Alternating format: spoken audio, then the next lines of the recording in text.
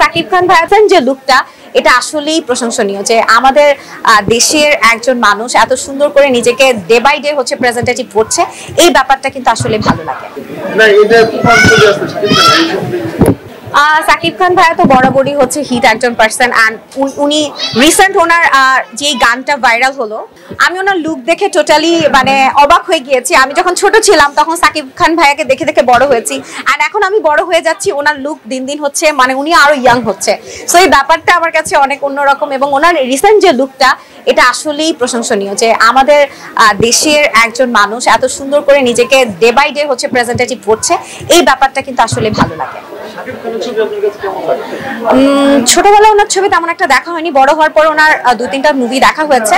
হ্যাঁ, ভালো ভালো করছেন, উনি তো আমাদের কিং খান, সো ওনাকে নিয়ে আসলে কোনো কথা আর বলাই যায় না, এক কথাই সুপার হিরো।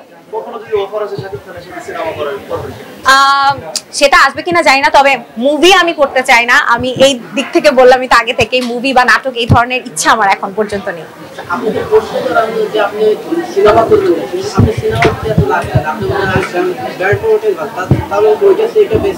হ্যাঁ, আমার কাছে মনে হয় এটা বেস্ট। এই যে বললাম যে হচ্ছে নাটক বা এই ধরনের জায়গাটায় নিজের সেফটিটা নাই, সেফটির কথা ফার্স্টে আসে, দেন হচ্ছে স্বাধীনতার ব্যাপারটাও আসে। তো এখানে আমি কাজ করছি, আমাকে দুটো কটু কথা বলার মতো কেউ নাই, কিন্তু সেখানে আমাকে পিঠ পিছিয়ে কিন্তু মানুষ কথা বলবে। তো এই জিনিসটা আমি নেগেটিভ জিনিসটা আমি কখনোই নিতে পারি, আমি পজিটিভলি কাজ করতে চাই। না হওয়ার জন্য চাইনি, না হওয়ার জন্য চাইনি বা ইচ্ছা আমার হয়নি। নো নো নো, নায়িকা হওয়ার প্ল্যান নাই। মানে মিডিয়া রিলেটেড কোনো কাজ করতে চাচ্ছি না, প্রমোশনের জায়গাতে অনেক সেফটি আর এখানে সুন্দরভাবে কাজ করা যায়, এটাই কাজ করতে চাচ্ছি। মিডিয়াতেও অনেক বাধা, অ্যান্ড হচ্ছে মিডিয়ার জায়গাটা সবাই জানেন, আপনারা যেহেতু আছেন আপনারা সবাই জানেন যে মিডিয়ার জায়গাটা আসলে ধরে রাখাটা অনেক টাফ, অ্যান্ড অফার সম্পর্কেও জানেন, বিভিন্ন অফার। ওই জায়গাগুলো থেকে আমি নিজেকে একটু আলাদা করে নিজে স্বাধীনভাবে কাজ করতে চাচ্ছি।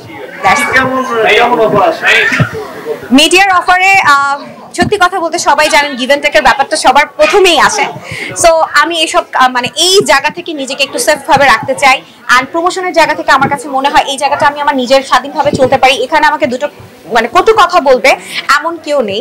সো এই জন্য আমার কাছে মিডিয়ার ওই রিলেটেড জায়গা থেকে মনে হয় as a presenter, as a brand promoter আমি ভালোভাবে কাজ করতে পারছি। অবশ্যই অবশ্যই, ইদানিং এখন আমি আগের কথা বলবো না, রিসেন্ট তো এই জিনিসটা আছে, আপনাকে একটা ভালো কাজের অফার করবে, তার পাশাপাশি এই ধরনের কাজের জন্য আপনাকে বলবে, অফার করবে, অফার আসবে। সো নিজেকে অনেকে সেফ ভাবে রাখতে পারে, অনেকে সেফ ভাবে রাখতে পারে না। সো এই জিনিসটা তো আসবে অবশ্যই। যারা নতুন মডেল হতে চায় তাদের উদ্দেশ্যে কি বলবেন?